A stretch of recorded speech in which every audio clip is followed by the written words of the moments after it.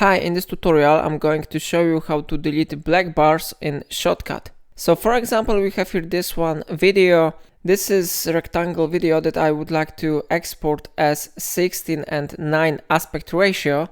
So there is one really great method to do it. I recommend you to use for it special filter. So first we need to select our video that we want to edit.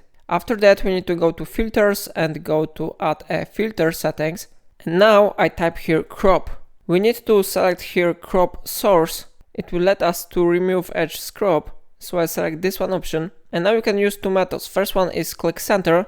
And this video will be centered now. The second option is manually. So in this situation I will change top settings. But before I will do it, I would like to show you how it works. So I click somewhere here. It will be visible here. Okay, so now I increase top. And you need to be aware of that part of video will not be visible on this aspect ratio. In this situation, 480 will be the perfect settings here. So I type here this dimensions. And how you see on this way, we have successfully removed black edges in Shotcut. So it's all for today. If I helped you to do it, remember to like this tutorial and subscribe my channel. And do not forget to check links in description.